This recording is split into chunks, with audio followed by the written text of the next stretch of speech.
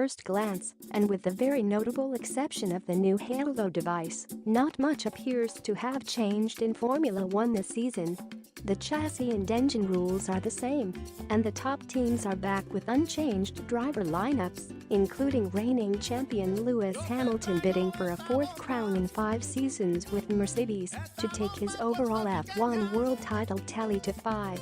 But as ever with F1, it's all about the details. And there are plenty of small changes that will have an impact this year, both on and off the track. We asked ex-Renault F1 racer Jolyon Palmer, who has joined the BBC Radio 5 live commentary team for 2018, about some of the key storylines of the season ahead. Can anyone stop Mercedes? Mercedes has dominated since the V6 turbo engines were introduced in 2014, claiming a title double again last year despite a challenge from Ferrari's Sebastian Vettel. Pre-season testing suggests Mercedes is again the team to beat, although Palmer reckons that Red Bull could be its closest challenger. Red Bull ended last year strongly with a couple of wins and can build on that, says Palmer. They started last year on the back foot in testing and developed well, and they're in much better shape this year. McLaren and Honda move on. After 3 increasingly acrimonious seasons, McLaren and Honda staged a very public divorce at the end of last year. British team McLaren landed a supply of customer Renault engines and Honda salvaged its spot on the grid by agreeing to supply Toro Rosso, Red Bull's B team. So far, Honda looks like it's faring the better. Toro Rosso set the most laps of any team in testing, while McLaren suffered reliability woes. Toro Rosso was the surprise of the pre-season, says Palmer. It's been incredibly reliable so far. That said, he warns against writing off McLaren. They had a lot of reliability problems in testing, but Fernando Alonso did set some good times. They should develop a lot as well. When you change to another engine supplier, it's like starting a new relationship.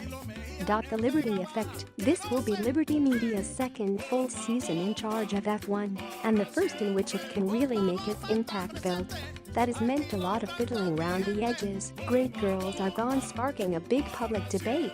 Great kids are in. Start times have moved. Social media and online streaming are being developed, and F1 is even getting its own global theme tune. And no, it's not the change. Generally, I like what Liberty are doing, says Palmer. I raced for a year under Bernie Ecclestone and a year under Liberty, and they're going in the right way with good intentions. They're modernizing F1 a bit, taking on the views of drivers and other stakeholders. The biggest switch that might affect fans is the change in start times. Races will start at 10 minutes past the hour, with European races shuffled back a full hour to try to boost ratings.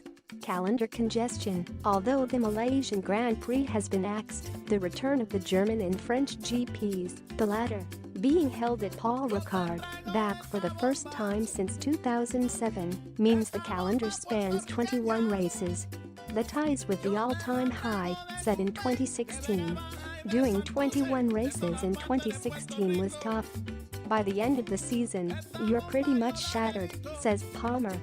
But it was manageable. Liberty are pushing to have more races, maybe up to 25. It's a fine line to diluting it too much. The 21 races are also crammed into this year's calendar. The French, Austrian and British GPs will take place on 3 consecutive weekends in June and July. Although Palmer says that run will be eased by the close distances between the events, he admits it will be tough for drivers. The challenge will just be keeping your concentration up for 3 weeks, he says.